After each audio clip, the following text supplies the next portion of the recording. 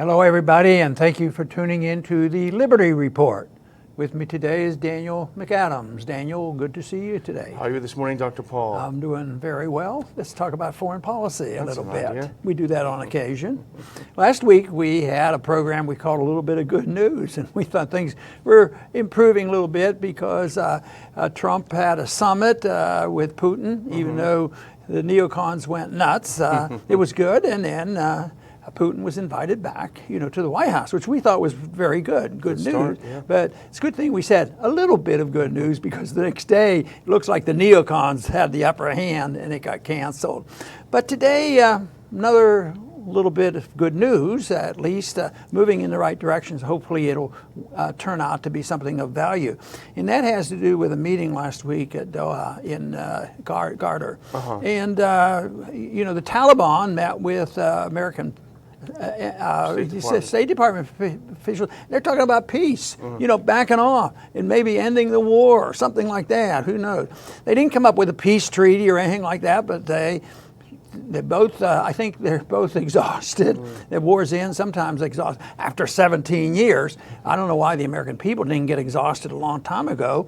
And the taxpayers should have been exhausted if they knew what was happening. But this also coincides with a report that came out that our friend Walter Jones and others asked for, and to try to find out how much it's costing to be over there. And they looked into waste and fraud, which I find a little ironic. I think all money in not only is a waste and a fraud when we fight these wars, there's actually a negative on it because it creates a bad situation. But the report came back and said that in the last 7 years, we've wasted and fraudulently lost over $15 billion in the last 11 years. That isn't the whole time of the war. I mean, it's many, many times that amount that has been lost. So that came out, shows how bad it is. We're having a little bit of talk. Maybe this good war that Obama liked, maybe it'll end. And hopefully it'll end with less humiliation than what happened in Vietnam. But I don't know. When you do things that are rather ridiculous and harmful, a little bit of humiliation isn't the worst thing in the world. But right now, the talks have occurred, and they're going to talk again. And maybe that will be phased out, less troops being sent. I imagine it's close to 15,000 troops that we have over there now, and costing a lot of money. So it's about time they started talking about it. Let's hope this is a little bit of good news that turns out to be much better news when we just pack our bags and leave. Yeah, the talks were pretty fascinating, actually, because it's among the first time that the Taliban has actually allowed it to get out into the media that they met with the U.S. And I think that might be because they feel confident. It's kind of a PR move. This is something I found remarkable about the meeting. The Taliban told the State Department, okay, we'll sit down and talk with you, but that Afghan government, the one that you're sponsoring, is not invited. And the U.S. said, okay, no problem. So you wonder if they're looking to throw the elected government, so-called elected government, under the bus.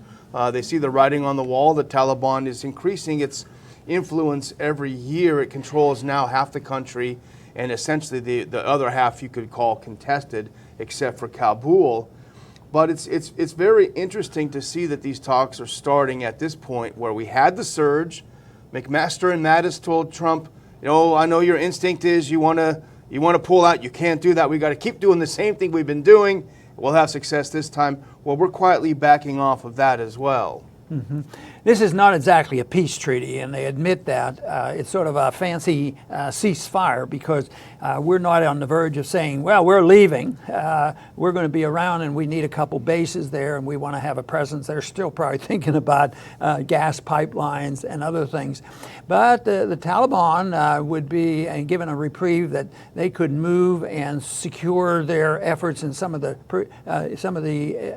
places where we've been constantly bombing them. Maybe the bombing was started. So it definitely is a move in the right direction, a long way from a peace treaty, and it's a long way from the American people knowing exactly what has gone on there in the past 17 years. And, it's still a risky area. Pakistan is still there, and they've had a new election, and that raises some questions too, because there's been sympathy in Pakistan for the Taliban, and it was really that coalition that helped get rid of the the government, after 9/11.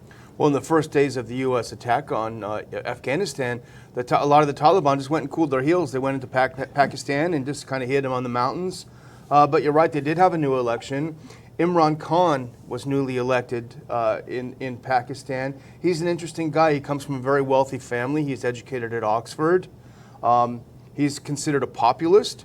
In 2012, he was on the Julian Assange show on RT, which is interesting. And he's long been a critic of the U.S. war in Afghanistan. If you remember, the U.S. pulled back its aid to Pakistan earlier this year. So I think that shift is actually something that's more significant than we may realize. Yes, and it certainly would be a shift because, in the first part of this current administration was send more troops, and actually he has added troops. I think we had them down to about 10,000. Nobody knows the exact number, because I saw some estimates could be 15,000, and just calling up the government and asking us for accurate figures, I don't think you can depend on that, because sometimes they don't count special forces and CIA agents and all the things that we do as a military presence. And of course, that's what we do in many countries that we don't even claim we have a presence. So I think there's at least 15,000 there. The numbers probably are significant in the sense that you might need 20, 30, 40, 50,000 to resume full-fledged war. But I think it looks like they're giving up on this whole idea that we're going to conquer that land and turn it into a Western-type democracy. The whole thing was totally foolish, and they're starting to recognize this. But the biggest concern I have is, figuring out what policy is. Can you figure out policy from the rhetoric? And we're hearing rhetoric here, and this is good, but is that the policy? Because just like I mentioned in the opening, policies shift rather quickly. Something else might happen the next day. Maybe they'll work towards, increasing the bombing for all we know. But I think the message ought to get out. The administration ought to be encouraged, but the neocons, I imagine, will voice their opinion about this as well. It'd be nice to have some pro-American people closer to Trump rather than the neocons, because they could frame it this way. They could say, hey, Mr. President, just call this Obama's dumb war, and you'll be the big peacemaker getting us out of it and saving Americans money. Right. They probably would frame it right. But the report we were referring to was by the Special Inspector General for Afghanistan Reconstruction. And it was released on July 25th, so just a few days ago. And it was response to a request last year from 3 members of Congress, one of them being our good friend Walter Jones, to try to figure out how much money we're wasting in Afghanistan. And the Special Inspector General himself said, we only started in 2008 looking at the money that's spent. So 2008 until now, we've easily found $15.5 billion.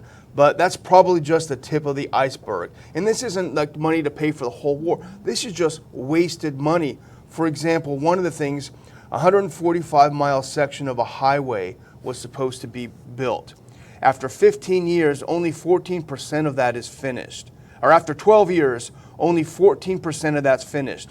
From 14 to 17, there was no progress at all on the highway. So it's this money, is going to big American contractors, up in smoke. It's going to the local warlords, up in smoke. Totally wasted money. But who knows? What about that $7.8 billion that's going to fight the war on drugs? I mean, that's important. It's the Americans that use too many drugs, and we encourage it. But it's also, I believe, the CIA sort of gets involved in the drug trade once in a while. I just wonder how much I was $7.3 billion. Well, how much of that actually went into the hands of the CIA? Maybe that's a CIA appropriation, because they haven't been very successful in stopping the drug trade. Now you're sounding like a conspiracy theorist. But the funny thing is, and this is something that's very obvious under the Taliban, whatever their other weaknesses were, there was no drug trade. It only happened after we put our guys in, and then boom, you had a huge mushrooming of the opium trade. Now we say we got a big opioid crisis. So we spend $7.3 billion, and there's more than ever. So you subsidize something, you get more of it, I guess. Right. But One policy that I've criticized for many, many years is that we get involved, we go in to save a country, and we drop a lot of bombs, we destroy the infrastructure. Iraq is an example, in Afghanistan. We go in and do a lot of destruction. But then there's people who use the moral argument, and you have to at least listen to them. They say, we're responsible. We did this. We destroyed their country. Don't we have a moral responsibility to go in there and repair it? And then they go in and they repair it, and you've already pointed at where does the money go. So I've taken the position that the more stealing money from the American people to repair the damage done by the others is not a good position to hold, because if it was a failed policy to begin with, the bailing out and the rebuilding, it doesn't work either. It's sort of this humanitarian foreign aid, outside of a situation like in the Middle East. You say, well, let's send some money in. There's this war going on in Central Africa, and we have to help the people. They're starving, and there's genocide.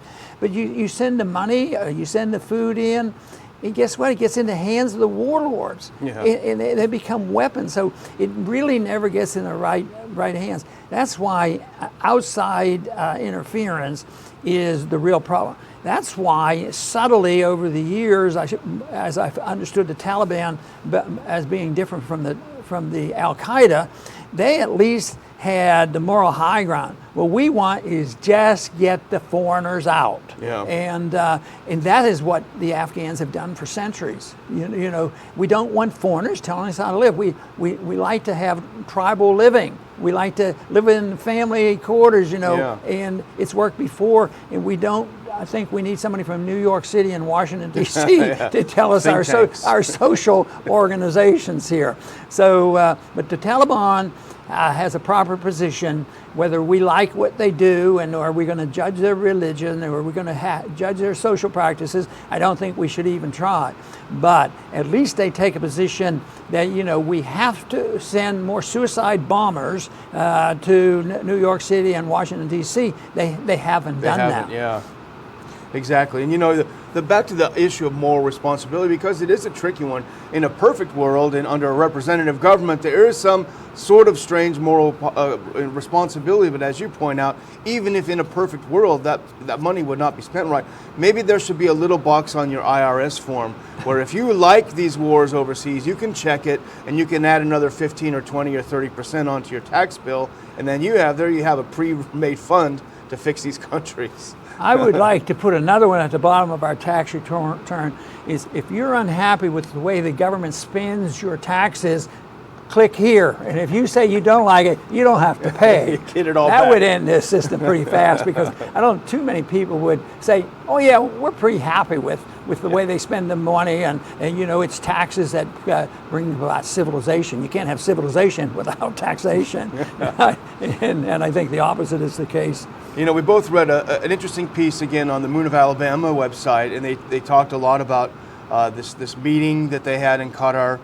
But he points out, and it's, I think, a very good point, what happened in Afghanistan is that the longer the U.S. fought, the less popular they were, the more the local people turned against them. Yeah. They were culturally totally insensitive. The money for rebuilding went to defense contractors in the U.S. and the local warlords there. And it's not just this guy at Moon of Alabama writing it. Actually, we have a quote up here, which I think is a fantastic quote. It's from their site.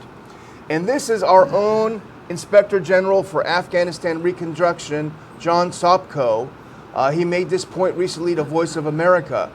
We keep referring to Pakistan as being the key problem, but the problem is also that the Afghan government at times was viewed very negatively by the local people.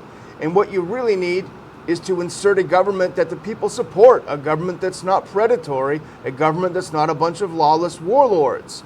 He went on to say U.S. policy of pouring billions of dollars into these unstable environments contributed to the problem of creating more warlords and powerful people who took the law in their hands. Finally, he said, in essence, the government we introduced, particularly some of the Afghan local police forces, which were nothing other than warlord militias with some uniforms on, were just as bad as the terrorists before him. We report this as being important. It's factual and supports our position. But isn't it a shame that this is news? Why wouldn't this be very logical? Why wouldn't they have known that a long time ago? But they failed to say, Well, what if somebody was occupying our territory and telling us how to live? Don't you think we would have the same reaction? The longer they would be here, the more we would dislike them. Resist, yeah. But anyway, it's good that we had an investigator that went in there and told the truth about it and verifies what is very logical, and we've been trying to tell them all along, but hopefully a lot of people will be aware of this.